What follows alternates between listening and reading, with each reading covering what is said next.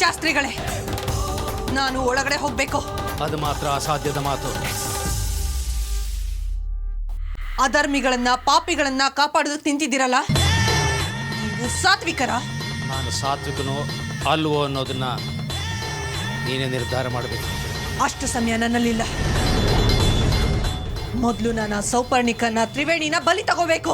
ಹಾಗೆ ಮಾಡಿದರೆ ನಿನ್ನ ಸಮಾಧಿಯನ್ನ ನೀನೇ ಸೃಷ್ಟಿ ಮಾಡಿಕೊಂಡ ಹಾಗೆ. ಅಸಂಬದ್ಧವಾದ ಮಾತುಗಳನ್ನ ಆಡಿ ನನ್ನಿಂದ ಅವ್ರುಗಳನ್ನ ಉಳಿಸೋ ಪ್ರಯತ್ನ ಮಾಡಬೇಡಿ. ನಾಗಮಣಿನ ನಮ್ಮ ಲೋಕದಿಂದ ದೂರ ಮಾಡಿದ ವಂಶದವ್ರನ್ನ ನಾನು ನಿರ್ವಂಶ ಮಾಡ್ತೀನಿ. ತ್ರಿವೇಣಿ ಮೇಲೆ ಪ್ರಹಾರ ಮಾಡಿ ಯಮಪುರಿಗೆ ಕಳಿಸ್ತೀನಿ. ಆ ವಿಷ್ಣುನ ರುದ್ರನ ಆಹುತಿ ತಗೋತೀನಿ. ಅರ್ಜುನ ಕೂಡ ಅದೇ ವಂಶದವನು ಅನ್ನೋದು ಸದಾ ನೆನಪಿರಲಿ. ಇರಬಹುದು, ಆದ್ರೆ ಅವರು ನಿಷ್ಪಾಪಿಗಳು. ಇರಬಹುದು. ಅದಕ್ಕೂ ಮೊದಲು ನಾನು ಹೇಳೋ ಮಾತನ್ನ ಕಿವಿಗೊಟ್ಟು ಕೇಳು. ಇವತ್ತು ಆಶ್ಲೇಷ ಕೃಷ್ಣಾಷ್ಟಮಿ.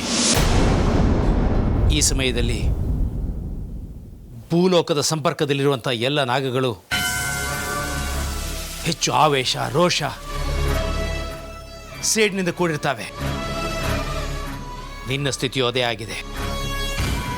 ಈ ಸಂದರ್ಭದಲ್ಲಿ ಯಾರ ಮೇಲೆಲ್ಲ ನೀನು ಪ್ರಹಾರ ಮಾಡ್ತೀಯೋ ಅವರೆಲ್ಲ ನಾಗಗಳಾಗಿ ಪರಿವರ್ತನೆ ಆಗ್ತಾರೆ.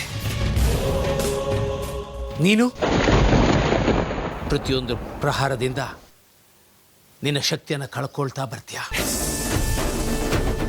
ಕಡೆಗೆ ಈ ಭೂಲೋಕದ ಸಾಮಾನ್ಯ ಮನುಷ್ಯಳಾಗಿ ಶಾಶ್ವತವಾಗಿ ಇಲ್ಲೇ ಉಳಿಬೇಕಾಗತ್ತೆ.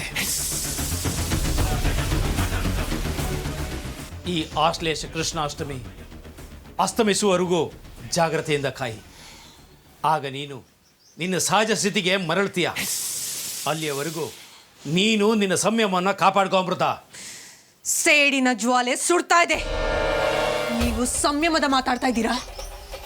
ನನಗೆ ಸಂಯಮ, ಶಾಂತಿ, ಸಮಾಧಾನ ಸಿಗೋದು ಆ ತ್ರಿವೇಣಿ ಮತ್ತೆ ಸೌಪರ್ಣಿಕನ ಆಹುತಿ ತಗೊಂಡ್ಮೇಲೇನೆ.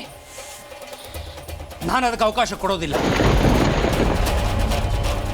ನಿಮ್ಮ ಈ ಉದ್ದಟತನ ನಿಮ್ಮನ್ನು ಆಹುತಿ ತಗೋಬಹುದು. ಅಧೈರ್ಯನ, ಅಧರ್ಮವನ್ನ ಮೆಟ್ಟಿ ನಿಂತವನ್ ನಾನು.